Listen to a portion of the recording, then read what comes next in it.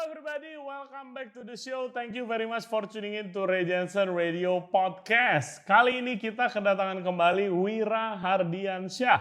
Dia adalah expert Indonesian food dan juga ahli sejarah makanan Indonesia. Topik pembahasan kali ini minyak goreng yang sampai sekarang harganya belum turun-turun. Masih mahal banget, kemahalan. Kita akan ngomongin konspirasinya dari kacamata Wira. Selain itu, karena ini adalah bulan Ramadan, kita akan ngomongin arti di balik makanan-makanan yang ada dalam bulan Ramadan. Nah, ngomongin soal minyak goreng, jarang-jarang nih Ray Jensen Radio Podcast bikin giveaway. Jadi kali ini kita mau bagi minyak goreng. Bukan 2 liter, bukan 4 liter, tapi 18 liter. Nah, biarpun ini nggak ada mereknya, gue bisa pastikan ini adalah minyak goreng yang sangat berkualitas tinggi. Nggak ada mereknya karena kita nggak disponsorin. Semuanya dari Ray Jensen Radio Podcast. Dan karena itu kita cuma bisa beli 1.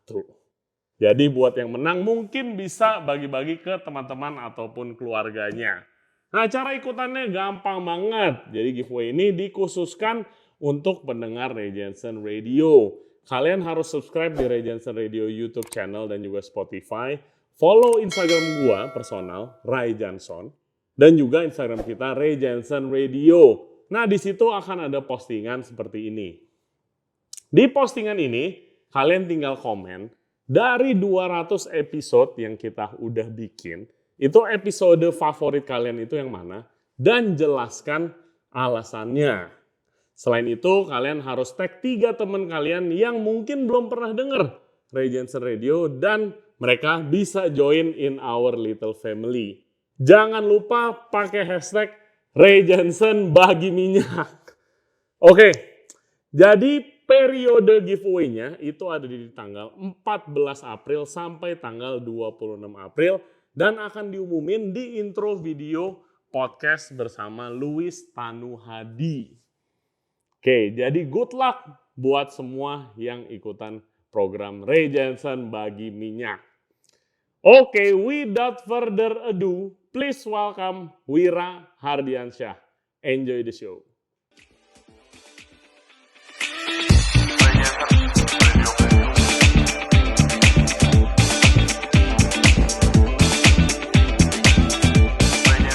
Everybody, welcome back to the show. Gila, sekarang sudah kembali ke sini Chef Wira Hardiansyah. Apa kabar, men? Baik cuy. Tumben rapi.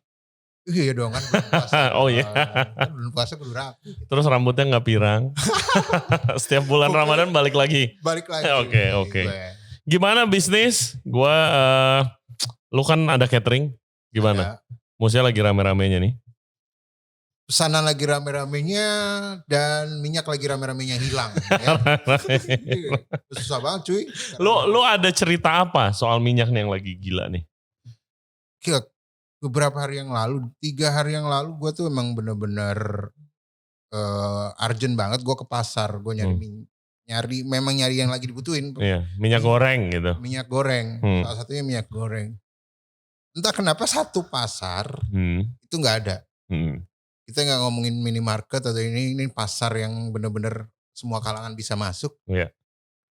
Itu nggak ada. Kosong. Total. Nggak ada mas, nggak ada gitu. Nggak ada. Tapi ada satu warung, gue masih ingat satu warung, satu toko itu dia jual dengan harga gila cuy. Dia bilang dia dapat dari orang dalam. Harganya gila. Berapa ya? Harganya waktu itu gue ditawarin 48.000 dan itu yang 2 liter. Yang 2 liter. Ya naik. 2 kali lipat lebih dikit. Iya. Hebatnya nih, hebatnya 3 hari kemudian, ya, setelah gue gak tahu menteri atau apa ngeluarin undang-undang atau peraturan, itu ada. Ada semua. Dengan harga yang sama. Masih mahal. Dan apa ya menurut gue. Iya, gue rada visi sih, makanya gue kan kedengeran nih minyak lagi susah ya kan pada teriak-teriak. Maksudnya tadi kita sempat ngobrol-ngobrol ke tim Regents Radio Podcast aja, sekarang kata ibu-ibu di rumah sampai nitip-nitip. Iya. Yang nyari minyak goreng yang beda 2.000, yang beda 1.000, yang beda 500 perak, pokoknya disikat semua. Di supermarket kosong. Kita lihat banyak postingan-postingan orang, ya kan? Dan lu apalagi kalau lagi bisnis, catering. Lu ada catering namanya Cindy's Kitchen, which makan Indonesia. Ada juga Gojek makan Indonesia sego besek. Betul. Yang nggak mungkin dong nggak ada minyak, minyak goreng. Iya, gitu. Jadi itu kayak sesuatu, gua nggak tahu ada fenomena yang gimana ya. Cuman kayak sulap, tau nggak lo? Maksud gua dalam artian kok hari ini stoknya nggak ada, tiba-tiba 3 hari kemudian gua survei atau gua pas belanja itu semua ada minyak. Tapi harganya tetap mahal. Kenapa? Biasanya kan kalau misalnya ke pasar nih atau ke supplier sebagai restoran mau beli barang lagi kosong, lagi kosong. Betul.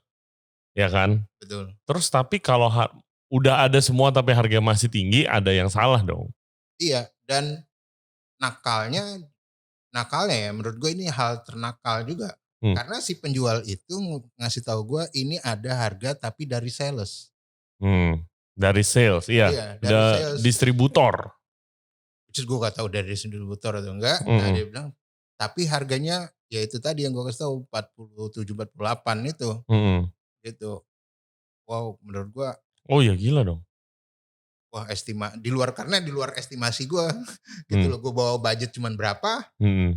Untuk belanjaan habis buat minyak doang. Gitu. Ya. Iya dong. Ya uniknya itu tadi 3 hari kemudian. Minyak itu ada.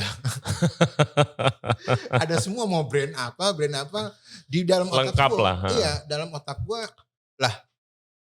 Untuk menjadi satu packaging minyak itu yang dari dia bilang nggak ada menjadi ada itu kan perlu proses lama. Kenapa tiba-tiba spread mau brand apa? Nah, itu dia pertanyaannya. Ya kan perlu diproduksi dong. Iya. Kalau yang tiba-tiba brandnya lengkap semua berarti sebenarnya ada. Iya dong, karena itu kasusnya. Kalau memang barangnya nggak ada mas, sampai gudang pun bakalan nggak ada. Untuk menjadi ada kan perlu proses. Iya. Nah. Yes, itu maksudnya guys. Maksudnya Chef Wira itu. Perlu proses. Gak mungkin 3 hari langsung memenuhi pasar.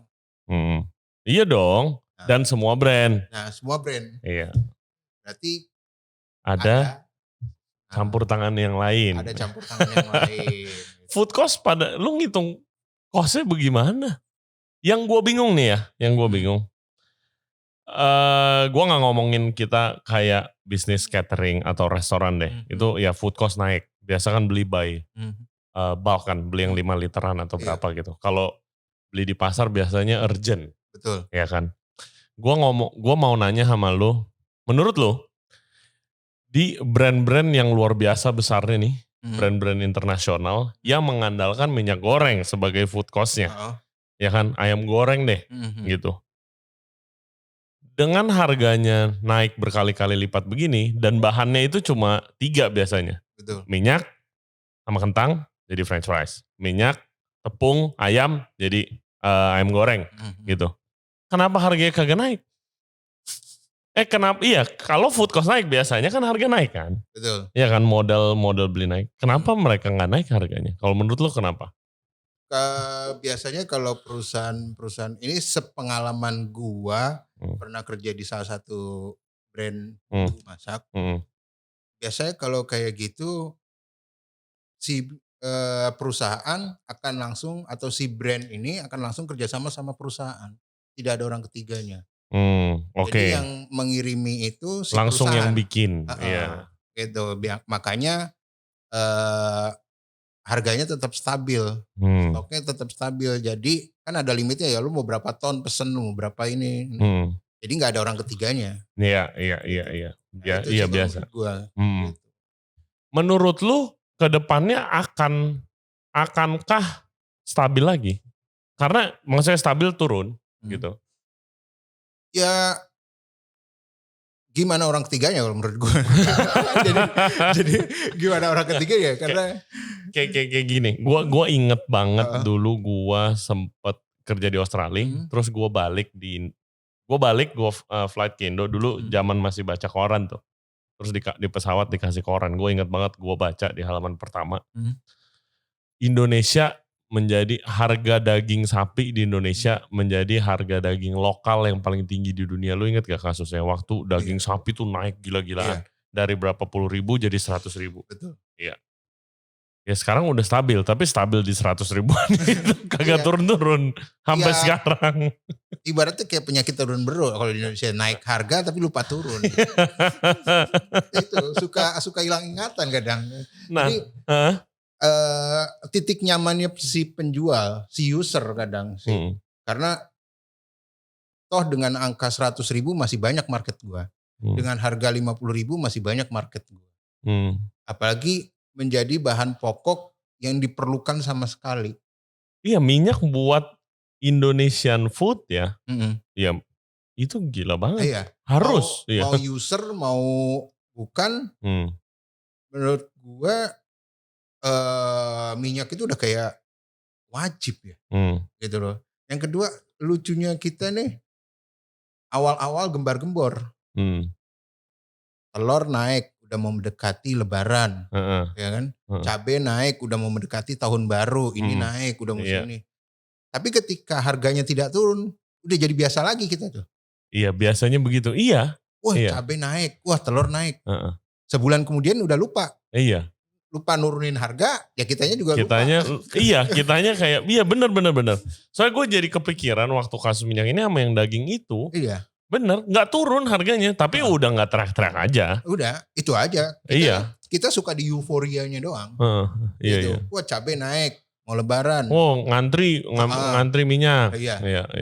Sampai di limit katanya. Betul. Di supermarket cuma boleh beli 2 liter. Betul, apapun. Cuman pada saat kita lihat 3 bulan, atau enggak usah 3 bulan, sebulan aja. Setelah isu itu naik, sebulan udah jadi hal biasa. Oh iya, terima aja. Jadi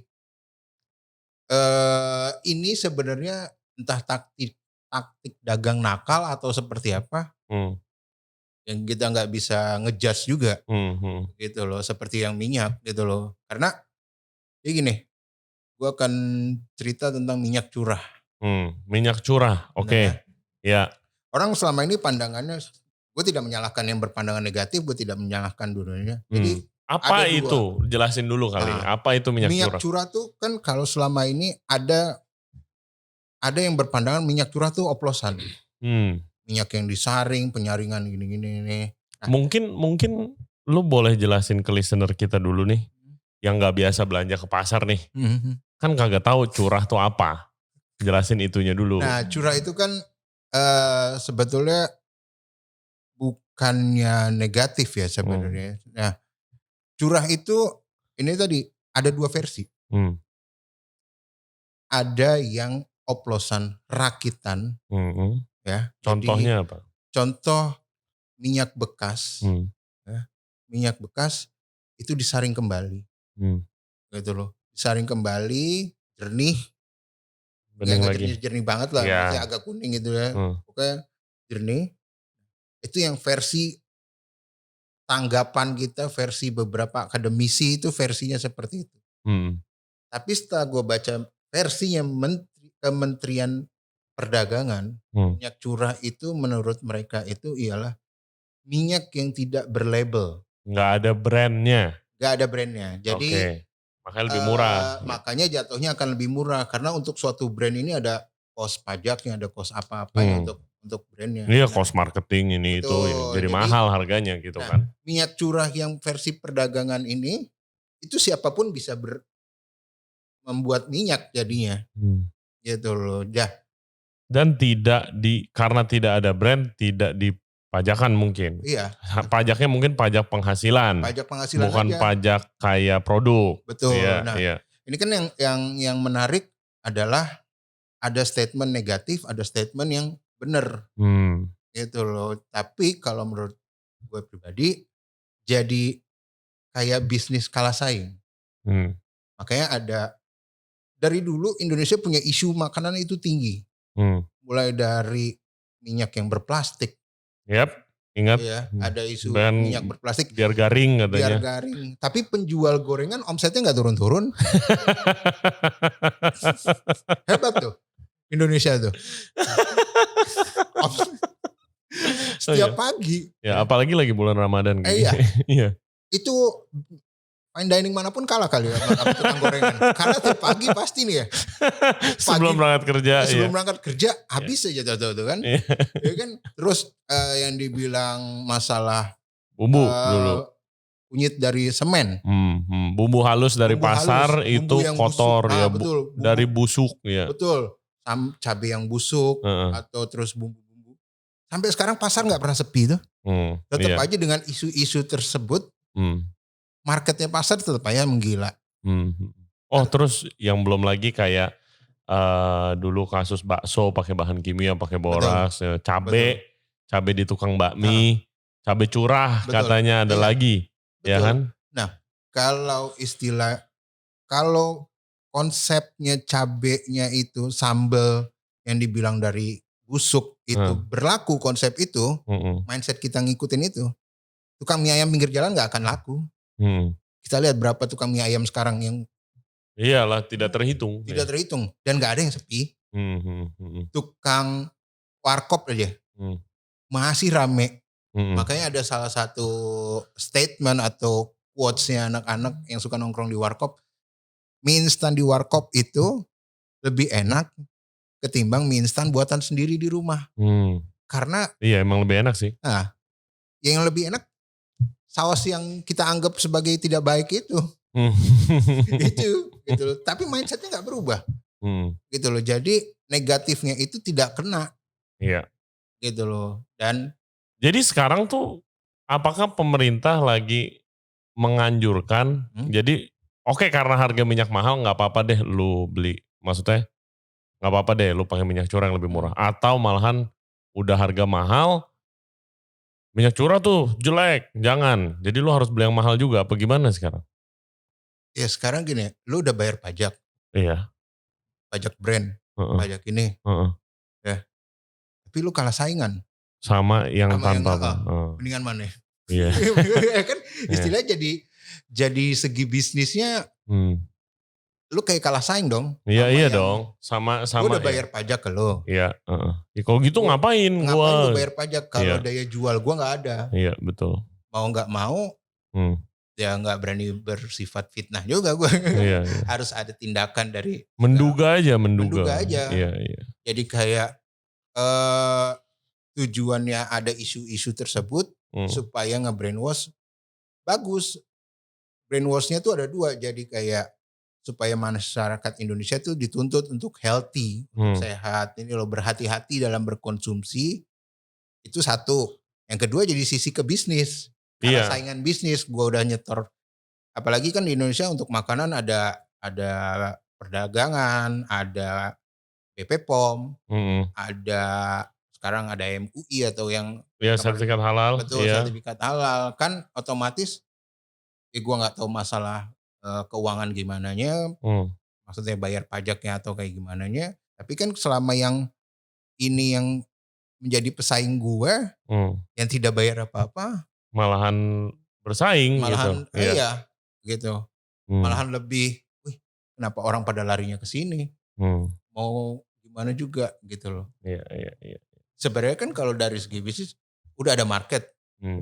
Yang ini gue ngeluarin brand ini. Iya.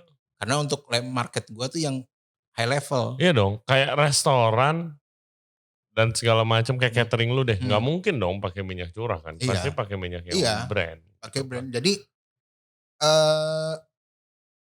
sampai ada salah satu bisnis perusahaan tuh yang memakai sistem untuk saking pinginnya marketnya itu.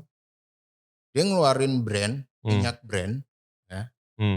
Di satu sisi dia juga ngeluarin minyak curah. Oke, biar dapat dari dua-duanya. Betul. Gitu loh. Dari satu sisi market gue yang high level gue akan jual minyak yang brand. Iya. Tapi untuk untuk yang menengah ke bawah keluarin minyak curahnya. Gue mikir ya isinya sama gak ya? Kalau Nah, isinya sama sih ya sebel juga. karena minyak goreng ya, gue ngomongin minyak bukan yang olive oil atau granola oil. Minyak goreng itu gimana bumbu lo kan, masak. Kan nggak mungkin kalau beda sama yang minyak yang untuk di toast, untuk salad itu memang udah ada flavornya kan. Iya. Kalau minyak goreng kan Netral. gimana bahan lo. Jadi lo nggak bisa tuh kayak nyium bau minyak sama aja mau brand apa sih sebenarnya. Iya minyak goreng ya udah. Betul, hanya kan bedanya minyak itu kan di smoky point-nya. Iya smoke point-nya betul. Smoke point-nya dan berapa kali dia ketika kita menggoreng akan menjadi titik hitamnya. Iya, Gitu. iya. Ya. Wow. Oke. Nah, apakah yang akan terjadi di bulan Ramadan seperti ini kalau harga minyak naik sama tukang-tukang gorengan? Tukang gorengannya nggak jadi, kalau menurut gua selama masyarakat sudah terhipnotis dengan gorengan, mau dia naik sampai 3.000 per pieces pun akan diburu. Jadi minyak si tukang dagang ini rata-rata atau tukang gorengan, tukang pecel ayam gitu ya. Dia rata-rata dia akan cari minyak bekas, tapi yang masih bagus. Minyak bekas yang bagus tuh maksudnya dari suatu perusahaan yang memang perusahaan bergerak di bidang makanan. Tapi yang dia menggunakan minyaknya tuh banyak banget gitu. Gitu loh ya. Salah satu kayak ayam goreng gitu. Dia akan ngambil minyak bekas dari situ. Gitu loh, akan ngambil minyak bekas dari situ biasanya udah ada rasa ayamnya. Udah ada flavornya, udah ada apanya gitu. Jadi kalau kita ngeliat ke pecel ayam, mau dia baru buka pun minyaknya udah hitam. Iya dan gue juga waktu gue pernah punya restoran Indo, itu gue jual lagi minyaknya. Biasa kan restoran gitu kan. Betul. Minyak bekasnya dikumpulin, ntar kalau lu buka guys biasanya ada yang datang tuh, bilang dia pengepul minyak, ntar minyaknya pakai brand apa, setiap brand aja harganya beda gitu kan. Brand A bisa dikasih 1 liter tuh bisa ada yang sampai 80-90 ribu gitu kalau bagus ya kan. Nah itu biasanya duitnya buat jajan anak-anak dapur. Iya biasanya begitu kan. Kalau kita ngungkep ayam nih, ya ngungkep ayam pakai resep yang sama pun, yang ibaratnya kita dikasih nih Ray resep pecel ayam. Gara-gara minyak aja rasanya bisa beda. Iya. Kita pakai minyak wah yang brand yang baru. Sedangkan dia pakai minyak itu akan ngaruh ke rasa. Iya karena minyaknya udah berasa. Nah itu gitu loh. Jadi mereka akan lebih prefer minyak yang ke situ. Oke. Jadi gitu. Prediksi harga gorengan akan naik nih berarti? Ya. Kalau berdasarkan food cost sih mestinya naik ya. Mestinya naik. Karena naiknya banyak banget harganya. Tapi kan pinter tukang gorengan. Bukan itunya gak jadi masalah. Size-nya aja kecilin. Iya. tapi dari dulu zaman dulu tuh udah mengecil loh sekarang. Iya. Size tempenya menipis. Iya. Ya kan gitu. Pisangnya mengecil. Tukang gorengan pinter. Kalau 2000 tadinya segini. Iya. Mungkin kecilin lagi. Iya. Gitu. Jadi harga gak naik tapi kecilin. Lama-lama jadi kanape. Iya. Jadi bait-bait aja udah. Gitu. Satu suap. Iya. Gitu. Tapi kan mau sekarang minyak naik. Kita ada isu gorengan yang dari inilah itulah bahan ini. Tetap aja. Itu tadi. Indonesia tuh susah. Lele dulu ada kasus lele kotor. Ada lele, iya. ini. Sapu-sapu, ikan sapu-sapu dijadiin siomay. Iya. Gue kayak gimana nangkepnya ya, ikan sapu-sapu kan di bawah gitu ya. Nangkepnya ribet juga kalau mau berbisnis siomay. Gitu. Kalau ditanya kenapa nggak pakai kunyit, kan kunyit yang di supermarket atau kunyit yang di ini, alah di sini aja pasti sama aja kunyit-kunyit juga. Apa bedanya? Iya kan dalam artian nggak ada bedanya gitu. Kalau padahal kita udah mengasih tahu bahwa mendoktrin kunyit yang atau bumbu yang ini itu punya bekas apa punya sisi negatif lah. Tetap aja. Iya, yang bumbu halus tuh. Betul. Ada yang bilang dari ini dari iya, ini. Ada yang masukin kunyitnya busuk atau apa. Ada yang bilang iya di situ banyak airnya katanya. Tapi nggak bisa kita. Nggak bisa. Nggak bisa. Gue kayak iya banyak airnya, jangan beli bumbu. Kan biasa oma gue itu beli bumbu jadi kan, males dia masak banyak banget di rumah buat berapa keluarga. Beli bumbu yang udah dihalusin di pasar, terus bagus, gilingnya masih pakai batu gitu dia. Terus kayak dibilangin sama ada dulu keluarga gue yang lain, iya ada isu kan bumbu halusnya itu kotor, kalau yang udah jadi mendingan bikin sendiri di rumah. Kalau itu airnya aja banyak airnya. Lu gimana caranya bikin bumbu halus nggak pakai air pertama? Kalau lu ngerti masak, sebenarnya isu-isu ini tuh ya nggak semuanya. Betul. Ya kenapa namanya isu gitu kan? Ya. Karena ya itu tadi, kalau gue ngelihat acara kayak gitu di TV, kayak masalah boraks ini, gue bukannya gue stop berhenti di pasar, gue akan stop nonton TV. bukannya stop belanja di pasar, enggak, gue akan stop nonton TV. Iya, acara seperti itu. Ya jujur gue sih demen nontonnya, seru aja gitu seru. Kan. Karena gue ketawa sendiri. Ya mukanya di blur. Iya, gitu. Saya biarpun saya jualan, saya nggak makan produksi saya sendiri gitu. Kayak gitu kan. Iya lucu gitu loh. Jadi ternyata setelah ada unsur seperti ini ya gitu loh. Sebenarnya kan kita disuruh hati-hati. Iya. Gitu. Tapi masalahnya ya sekarang brand rokok aja, sorry nyimbang jauh, brand rokok aja udah diwanti-wanti. Dapat menyebabkan. Iya kan, malah orang bukannya berhenti ngerokok, malah itu nggak dilihat, tetap ngerokok aja. Gitu. Wah, dari tiap tahun isu rokok naik. Iya. Indonesia cari rokok yang paling murah. Gimana caranya gue tetap ngerokok? Iya. Terus keluar brand baru yang lebih murah. Itu lucunya Indonesia tuh. Alangkah lucunya negeri ini. Oke. Obrolan yang sangat menarik. Oke, minyak udah kelar nih ya. Minyaknya. Terus satu episode ngomongin minyak doang nih. Kan lagi bulan Ramadan. Harga gorengan mengecil atau harganya naik. Ntar kita lihat. Lu sendiri waktu keliling-keliling di Indonesia pernah gak waktu pas lagi bulan Ramadan gitu? Kayak nge-explore makanan-makanan Ramadan dari seluruh Indo. Setiap tempat itu punya gue sampai bilang amazing lah. Kalau masalah makanan puasa tuh kan. Sampai ada yang lu cuman bisa ketemu ini hanya pada saat bulan Ramadan. Di mana? Kasih kita contoh-contoh nih biar gue belajar juga nih. Ada namanya ini yang buat orang diem tuh namanya kolak ayam. Kolak ayam. Kolak ayam.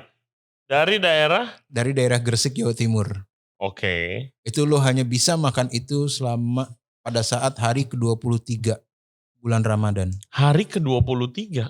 Bulan Ramadan. Kenapa? Atau biasanya seminggu sebelum Lebaran. Iya hari 23 ya seminggu sebelum Lebaran. Iya, hari 23 pas bulan Ramadan. Kenapa? Karena itulah kayak detik-detik kemenangan menuju hari. Hari Lebaran. Hari Lebaran. Gitu. Dan tradisinya itu memang dia dari salah satu penyebar agama Islam di sana. Ya, namanya Sunan Giri. Keturunannya Sunan Gresik. Ngomong kencengan dong, ini jadi pelan-pelan ngomongnya. Keturunan Sunan Gresik. Ya. Keturunan Sunan Gresik. Dia mengolah makanan itu pada saat dia sakit. Ya. Pada saat dia sakit. Ya, pada saat dia sakit. Sakit? Pada saat dia, itu sebenarnya kayak makanan untuk pengobatan awalnya. Gitu loh. Pada saat dia sakit. Akhirnya menjadi konsumsi rutin selama bulan Ramadan. Kayak gimana sih kolak ayam? Kolak ayam tuh ayam kampung suwir, ya. Terus gula merah, jinten, santan, ya. Opor. Tapi manis, dia ada gula merahnya. Iya. Terakhir sprinkle sama spring onion. Itu ayam kampung suwir, dimasak gitu. Iya. Dan terus di Tuban ada yang waktu itu kita cerita bubur suro. Iya waktu di episode sebelumnya. Bubur suro. Kata lu dari Nabi Nuh apa betul. gitu. Kalau di Bantul di dekat Jogja tuh ada namanya bubur lodeh. Bubur lodeh. Betul. Itu bubur pakai lodeh. Bubur, betul, bubur putih pakai lodeh. Tentang unsur-unsur. Jadi maknanya bubur lodeh itu tentang bagaimana kita menyampaikan Islam. Gimana tuh? Islam itu ada babar, bubur, beberin, babaran, beberen, sama bubur. Islam intinya gini, dari keempat ajaran itu, Islam tuh harus disampaikan dengan lemah lembut. Nggak boleh keras, nggak boleh kasar. Menyampaikan Islam itu dengan lemah lembut. Makanya teksturnya bubur itu selalu disimbolkan dengan tekstur bubur yang lembut. Yang lembut menyampaikan. Dan itu disajikannya setiap hari. Sama kayak di Aceh ada kanji rumbi. Kanji rumbi. Nah kalau kanji rumbi ini, kanji rumbi terus bubur suro sama. Base-nya dia sama. Gitu loh. Dan biasanya dari siang mereka masak kalau di Aceh. Jam habis sembahyang zuhur jam 1, jam 12. Nanti sore 5:30 gitu. Itu udah ngantri tuh. Bahkan jam 4 itu udah ngantri. Karena itu free. Rata-rata di setiap tempat itu free. Iya. Gratisan gitu. Gratisan. Dibagikan lah ya. Iya. Gak ada cek KTP mau lu non muslim atau lu muslim, enggak. Itu dibagikan. Gitu loh. Artinya semua itu sama selama Ramadan itu intinya berbagi. Iya. Gue mau cerita sama lu. Tapi gimana yang ngomongnya supaya gak rame lagi kayak episode kita kemarin. Jadi gimana? Gue dapat pengalaman menarik. Gue lagi nge-grab dari restoran temen gue di Cikini mau ke bar gue yang baru buka tuh Bura-Bura di Jalan Benda kan, jauh tuh, terus macet. Nah gue dapet supir Grab itu ibu-ibu jilbaban, tapi dia Chinese Manado, yang dia bilang dia cerita di keluarganya itu. Oh jadi pertamanya ya gue lihatnya kan ibu-ibu jilbaban gitu kan, terus dia bilang, Mas ini apa? Dari mana? Restoran apa bar? Gitu. Terus gue bilang, oh ini restoran. Ini yang mau ke tempat nih Bura-Bura itu apa? Oh itu bar saya gitu. Oh mas yang punya, iya. Terus ngobrol-ngobrol, kayak jual minuman apa aja gini. Gue penasaran, kok ibu tahu banyak minuman? Gue bilang gitu kan. Oh iya saya asli Manado. Keluarga saya sih peminum semua. Di keluarga saya cuma saya yang muslim. Di keluarga saya ada yang Buddha, ada yang ini, ada yang ini. Terus dia ngomongin kungkung poponya. Terus gue bilang, oh berarti Chinese Manado gitu kan. Iya. Nah terus dia lanjut cerita, gak tahu kemana kita ngobrolnya, mungkin karena gue kebiasaan aja suka nanya-nanya karena podcast kan. Dia ngomongin makanan Manado lah pertama, dia bilang makanan Manado di Jakarta tuh gak enak lah katanya gitu. Ya biasa lah orang daerah asli gitu kan. Terus dia cerita juga katanya di mana kalau misalnya di daerah di kota kecil dia itu, gue lupa dia tinggal di mana. Tapi dia bilang kalau lagi Lebaran kita bagi-bagi nggak lihat agama.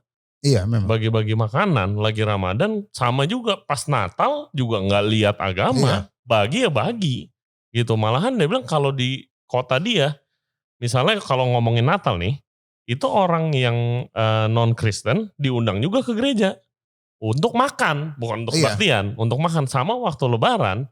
Dia bilang ya keluarga saya yang bukan muslim kalau lagi bukber datang juga gitu. Dia bilang ya itu budaya yang biasa banget di tempat dia. Gue bilang kayaknya menarik banget ya. Kayak di Bali ada salah satu daerah, dia mengharamkan babi. Bukannya dia Islam, bukan. Dia justru non muslim, tapi dia mengharamkan babi.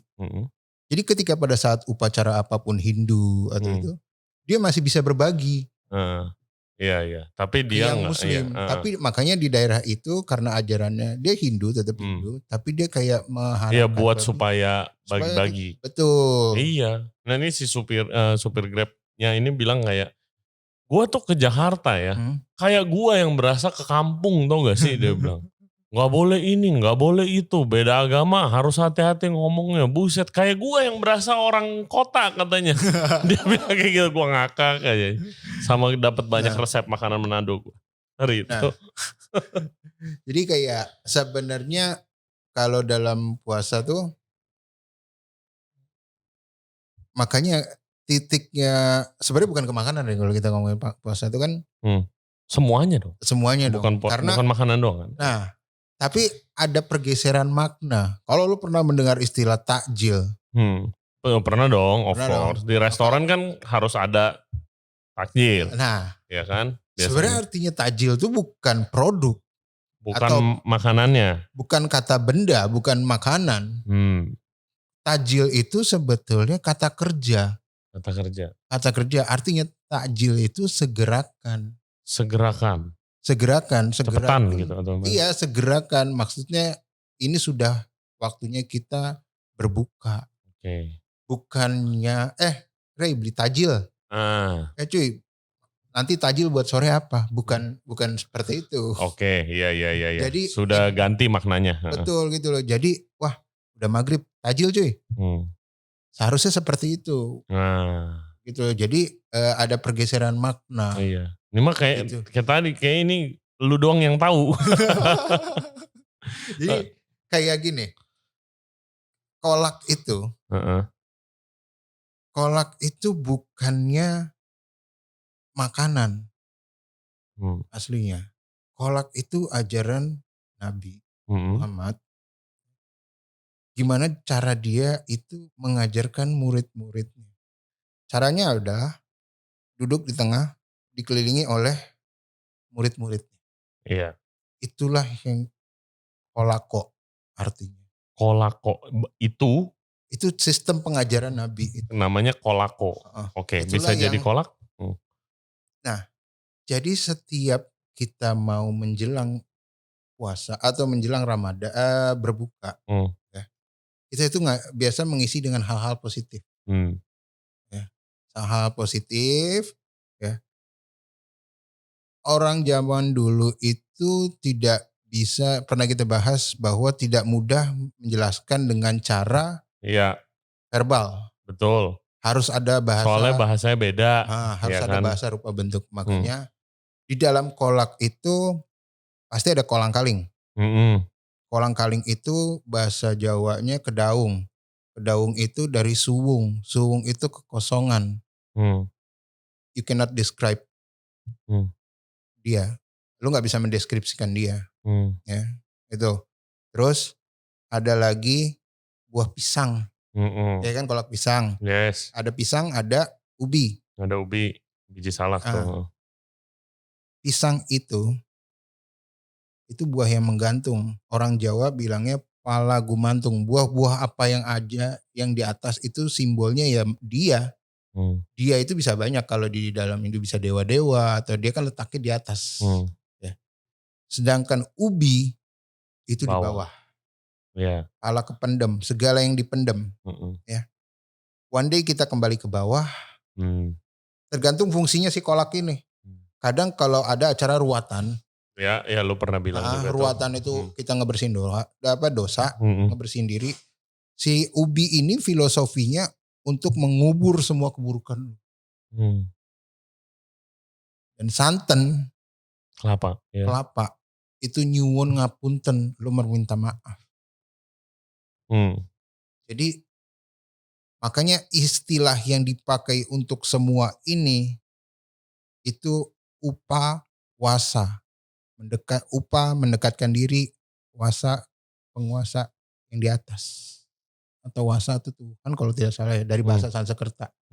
Dia tidak memakai istilah Arab saum, tapi dia memakai istilah Sanskerta, wasa. Ya di mana itu kan bahasa Indo zaman dulu Sanskerta. Iya, gitu kan. Gitu loh. Jadi makanya gue mikir, gue dari enggak, gue mikirnya kalau lu dari cerita lu begini, bagaimanakah mereka yang menyebarkan agama pada zaman itu mikir bikin sistem itunya gimana ya?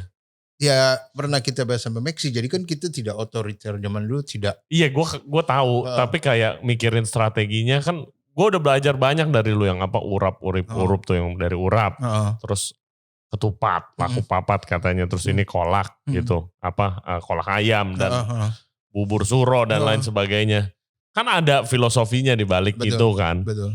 Tapi kayak untuk kan harus bikin sistemnya dulu kan, kayak oke, berarti kita bikin ajaran ini, kita pakai makanan ini ya, gitu. Mungkin begitu kan pembahasannya. Gitu. Jadi gini, selama tidak bertentangan dan dicari oleh para penyebar agama nih, filosofi hidup lo yang sama dengan ajaran gue nih, apa?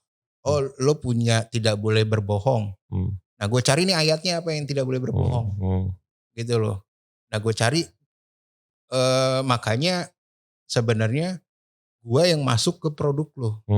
Iya. Oh, di daerah ini mau disebarkan agama, dia ada kebiasaannya ini. Nah, kita masukkan ke dalam dengan makan cara itu. produk. Ya, entah itu makanan, budaya, tari-tarian, whatever gitu ya. Iya, gitu. Wow. Jadi gue masukinnya, gue bukan menciptakan. Enggak, iya. Tapi ya dicocokkan. Betul, makanya ada istilah orang Jawa itu utak-atik gatuk. Jadi di utak-atik gimana caranya gue bisa nyampein pesan.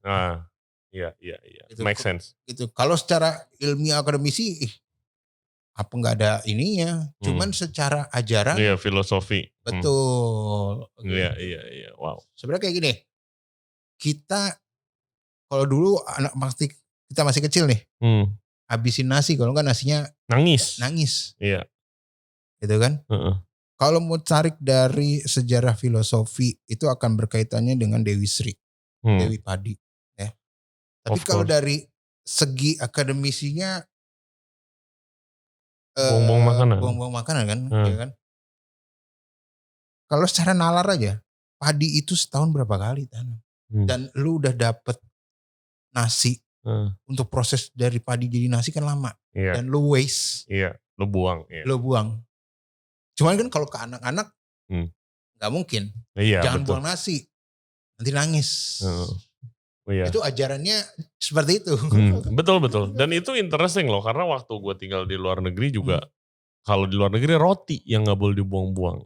Kalau di Indonesia banyak makanannya dari nasi putih bisa jadi bubur, turunannya kan nasi bekas bubur bisa jadi nasi goreng, rengginang, gendar dan macam-macam. Kalau di luar sana kan roti yang turunannya banyak kan, ada bread pudding, ada bread salad, ada bread crumb gitu. Itu menarik juga, kayak ada kesamaan di sejarah, padahal dunianya berbeda banget.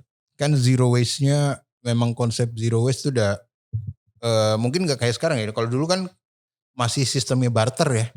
Sistemnya barter. Jadi untuk mendapatkan suatu produk itu ya lu perlu perjuangannya. Iya, betul.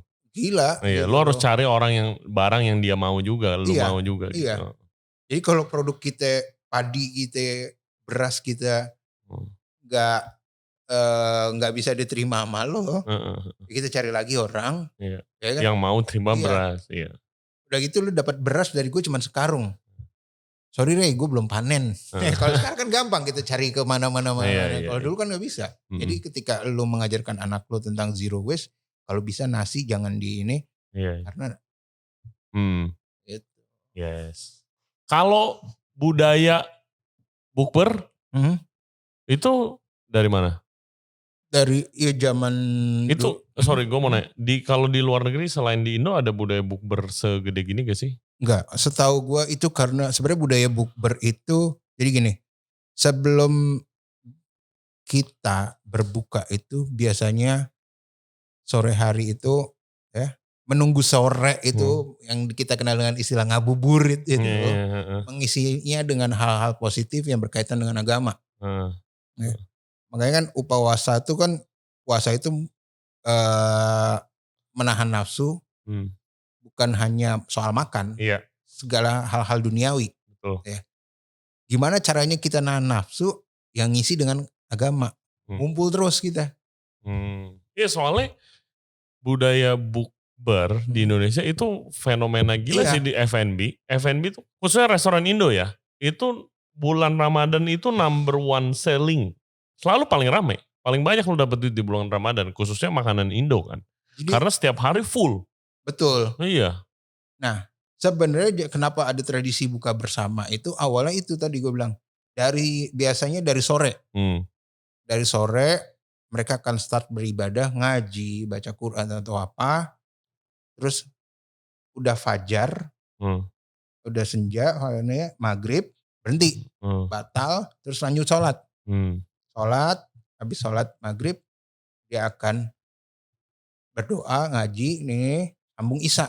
Nah, jadi dari sore sampai malam selesai sholat taraweh itu bersama terus. Oh, oke.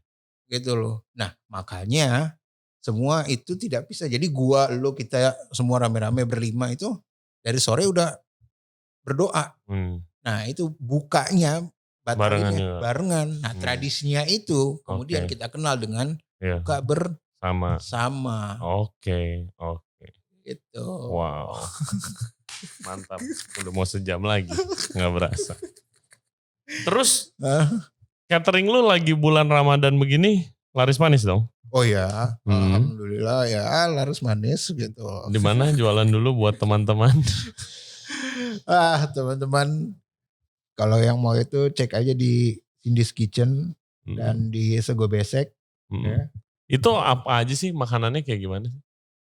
Lu jual tumpengan kah? Iya. Kalau catering atau? Ada 8 jenis tumpeng, 8 jenis tumpeng dan berbeda-beda.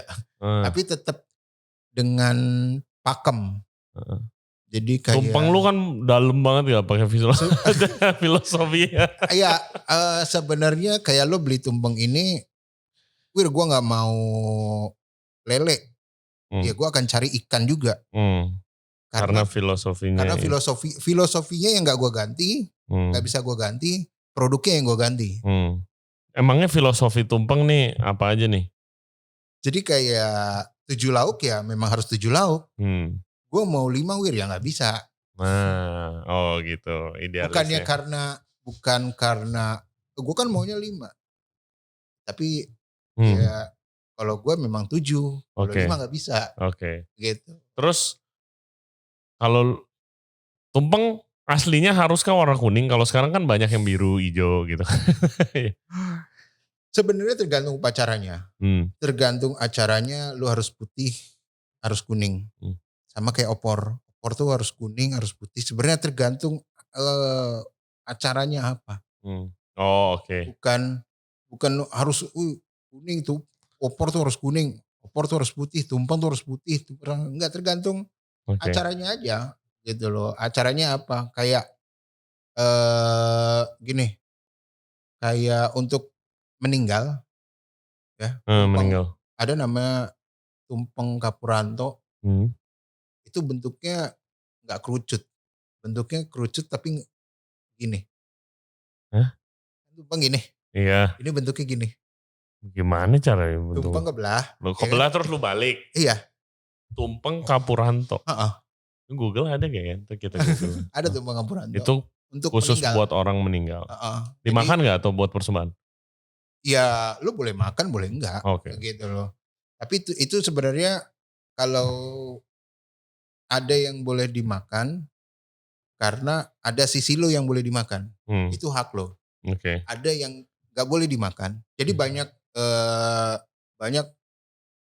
pandangannya terhadap tumpeng Kapuranto itu. Ada yang mereka berbilang itu tidak boleh dimakan karena itu memang untuk yang meninggal. Ada yang makan hanya setengah.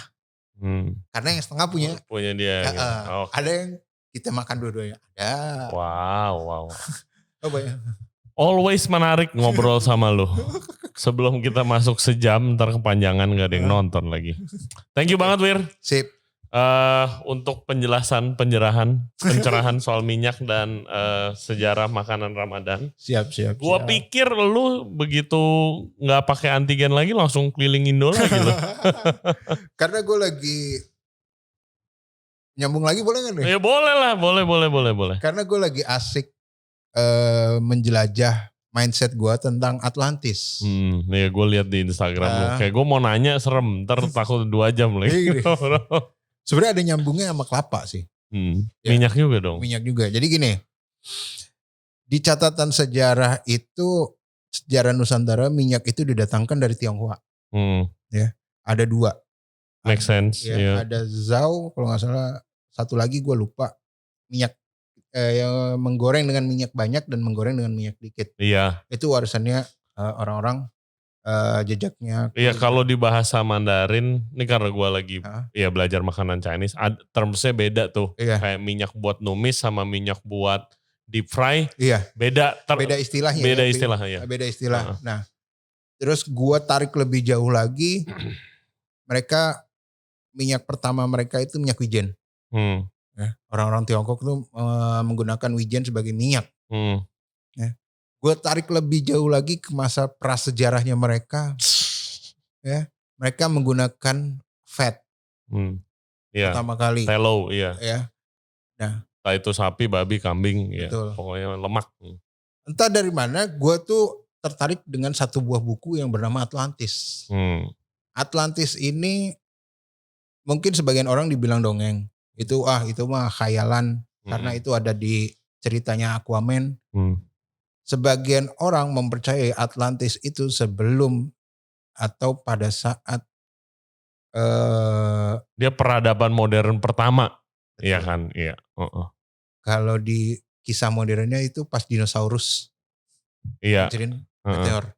Ada lagi yang bilang Atlantis itu satu pulau tapi kepecah dari beberapa dan sebagian tenggelam karena banjirnya Nabi Nuh. Nah, tapi uniknya di buku itu ada beberapa bahan kayak pisang, kayak cabai, kayak kelapa, ya karena kita ngomongin minyak. Dan semuanya itu sumbernya itu di Nusantara. Iya di tropis lah. Di tropis. Ya. Karena salah satu filsuf Yunani bilang Atlantis itu harus beriklim tropis. Plato tuh. Iya Plato. Cuma dia yang bilang Atlantis kan. Iya. Dia itu bilang Atlantis itu mempunyai 4 musim dan harus beriklim tropis. Gue gak menjudge Indonesia nih. Tapi ya apalagi gitu loh kan. Nah uniknya pada zaman Atlantis di bagian kelapa itu mereka sudah memproduksi air kelapa atau punya teknik bagaimana mengkonsumsi kelapa dan minyak. Memang tidak dijelaskan kategori kelapanya kelapa apa dan minyaknya minyak apa. Cuman di situ dia bilang sudah dari olahan kelapa tuh air, beberapa makanan dan minyak. Ini kalau logika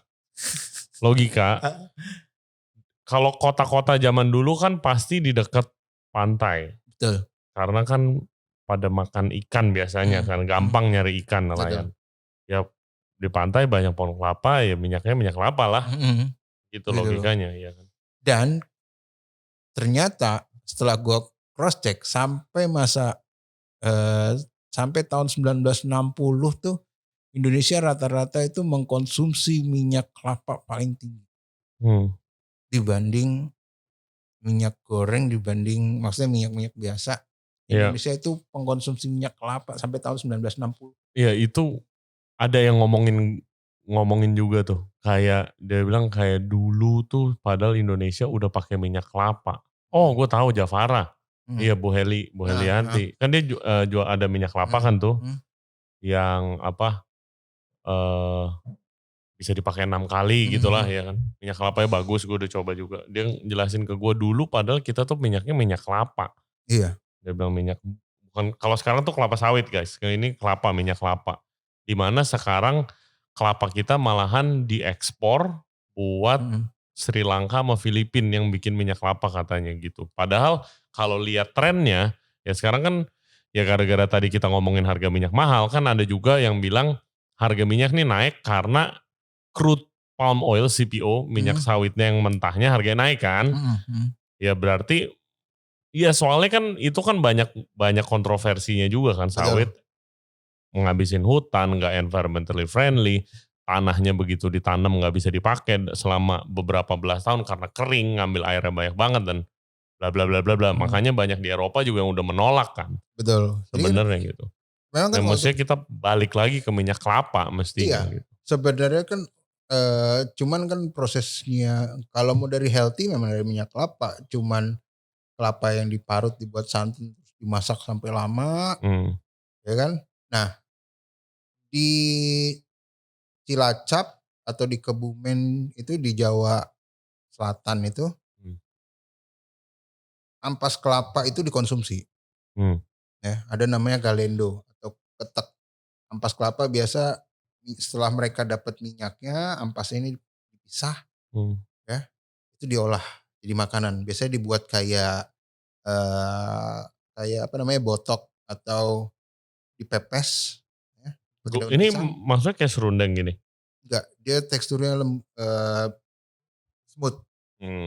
Kalau di Aceh itu disebutnya patarana atau pliok u. Ampas kelapa. Dan itu bumbu wajib masakan Aceh. Oke. Tapi minyak kelapa Acehnya gak pernah kedengeran. Jadi